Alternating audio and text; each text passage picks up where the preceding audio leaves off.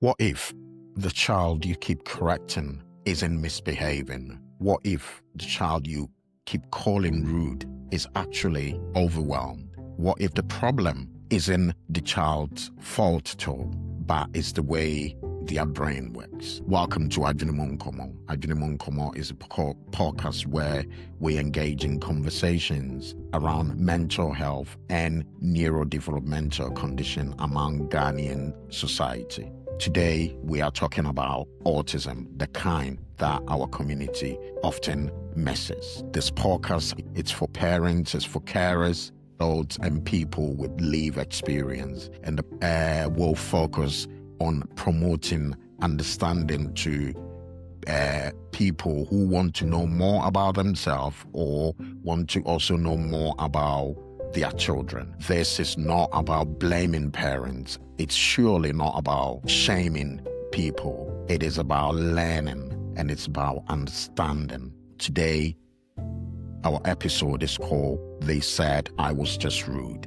And it's about children who are punished for things they cannot control. Autism sometimes miss and sometimes they are misunderstood in our community. So now let's focus on what we see and the differences between autism and some behaviors. Particularly in our society, we do see certain behaviors as bad behaviors, and let's focus and talk honestly about them. So for example, when a child doesn't look at an adult when talking to them, they are described as they are rude. When a child covers their ears when something is loud, we as parents tell the children to stop it. When a child struggles in a busy places, and when I talk about busy places, it could be anywhere from going to the shop, walking down the street where cars will be beeping their horns, where cars will be driving in these loud noises, and the child may struggle. They may become somewhat overly stimulated, somewhat overwhelmed with the noises and in these busy places.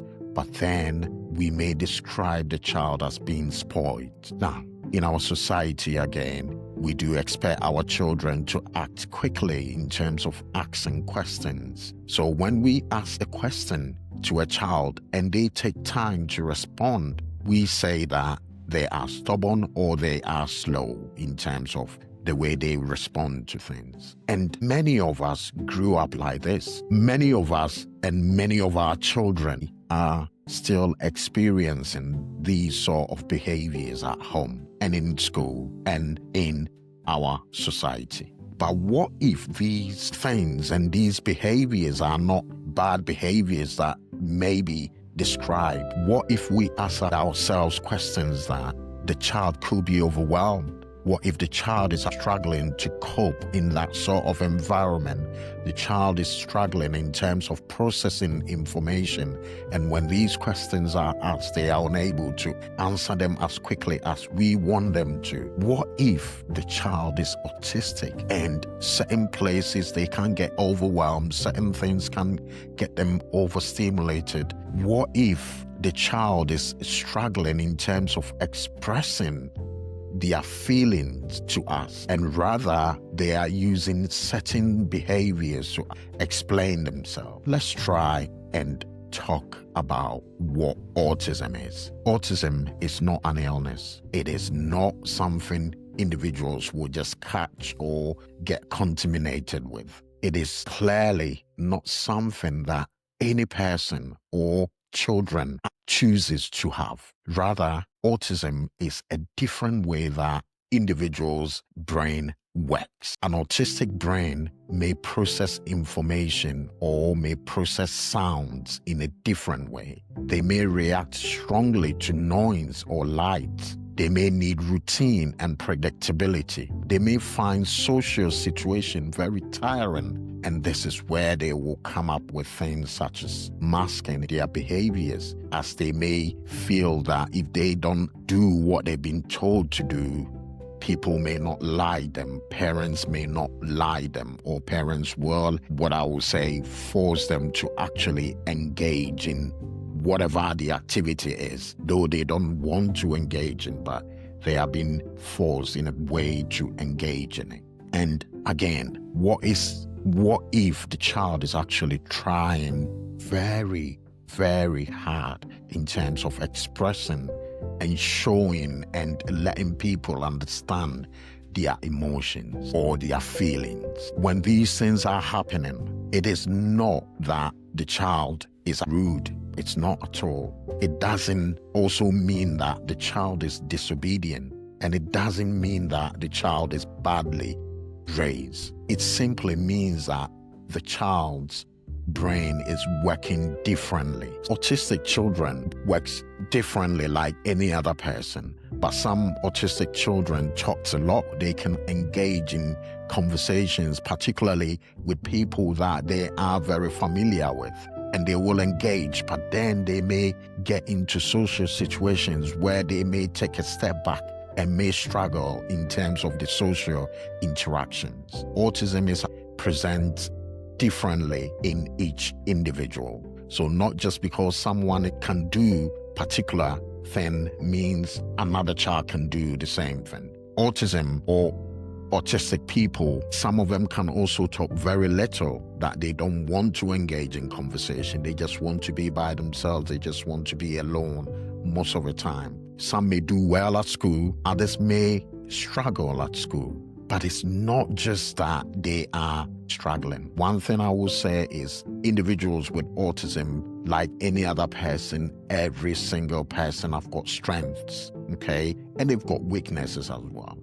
But what normally happens in terms of our society and individuals struggling with autism condition is sometimes as parents, we focus more on the weaknesses of children rather than engaging in the positives and encouraging them to build in their strength. There is more talk on the negativity rather than the positivity. Autism, as I said before, looks different in people's, and hence they are often missed. And let's reflect a little bit about why our community, our Ghanaian community, we may miss autism.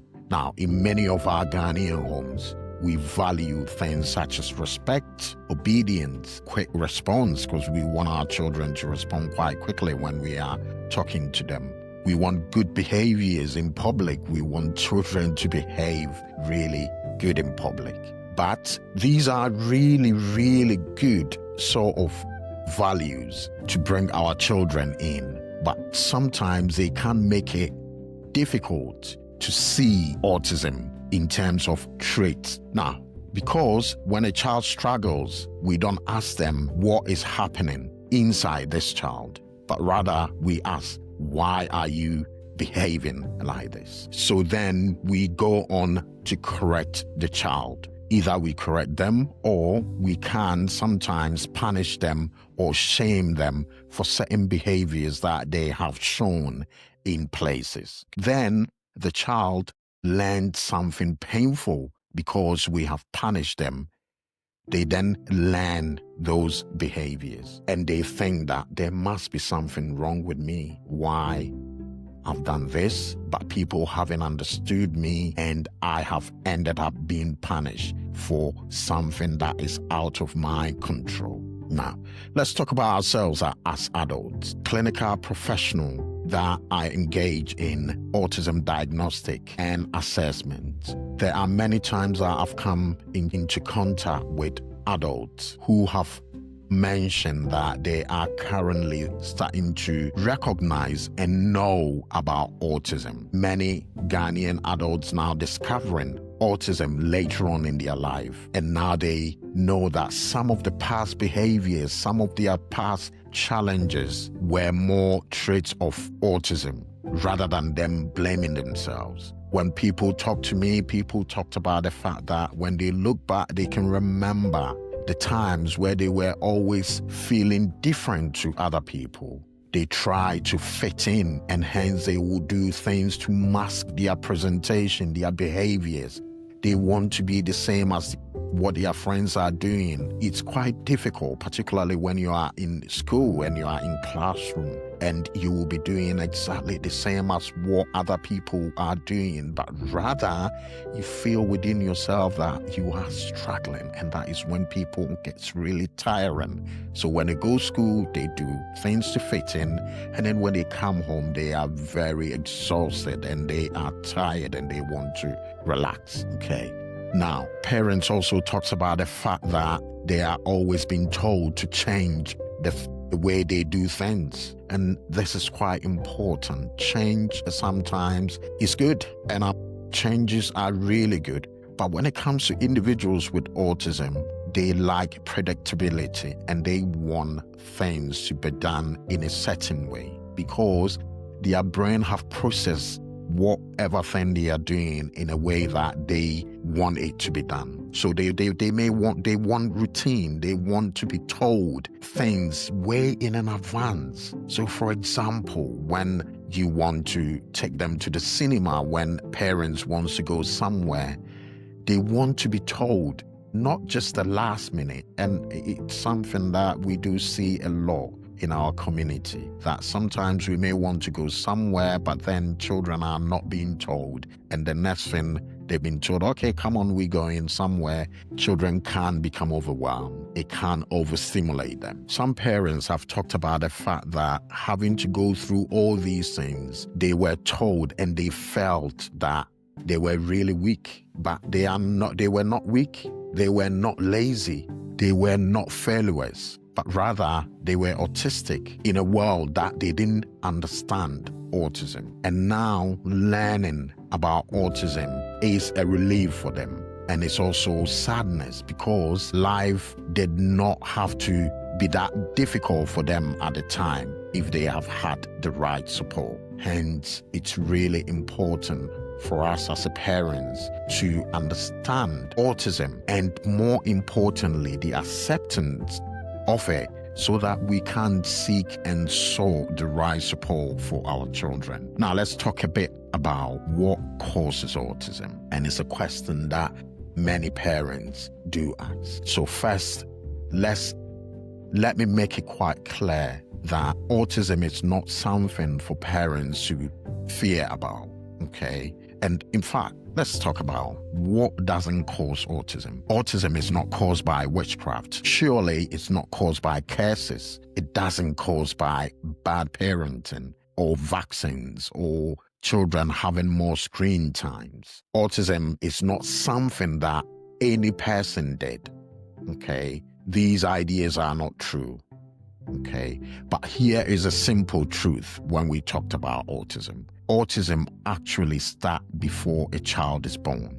It happens when the brain is developing. Autism often runs in the family. A parent may be autistic without knowing it. A child can inherit that same brain pattern. Beside these genetic causes of autism, environmental factors can also increase the chance of a child developing autism. These include pregnancy complications, premature birth, children that are very low weight, and older parents having children. These things do not cause autism on their own, only play a small part along genetics. This is very important to hear. Nothing you did caused your child to be autistic. Nothing you eat, nothing you miss, nothing you fail to do so. Autism is not a punishment. It is not a mistake. And hence it's really important for us in terms of moving from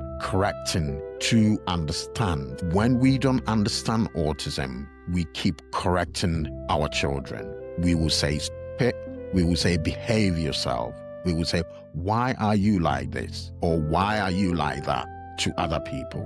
But when we understand autism, we change our approach. We become calmer. We become more patient with our children. We support them instead of punishing them. And the child feels more safer around parents. They feel the need not to blame themselves. They focus more on strength. And once we understand as parents, our children also understand, and they know when to feel safe, again, when to focus on their strength. Understanding does not remove discipline, and let me make this quite clear. When we understand our children and in terms of their behavior patterns when it comes to autism, it doesn't remove discipline from us. It simply removes unnecessary harm to our children. Understanding what our hope and dreams are is really important when it comes to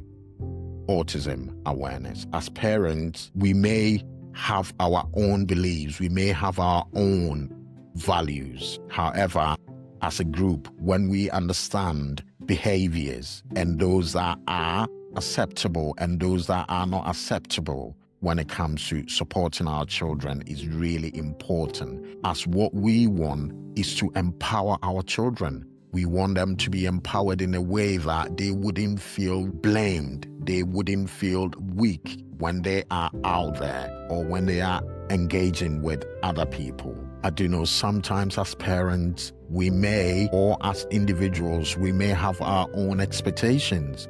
And these expectations can actually impact other people. And like I gave an example previously, we may want our children to do things in a way that we want it to be done, whereas the children are not ready for that. And that is our own expectations that we are putting on the children, which doesn't help in terms of the support. If this episode reminds you of your child or reminds you of yourself, please hear this. You are not alone. You are not to be blamed. Your child is not broken. Autism is not the end of a journey, or it's not the end of a story. It is the beginning of understanding it properly. In our next episode, we will have professionals talking about autism, and we will talk lengthy with some experiences, and we will talk about how we can also support our children at home in a very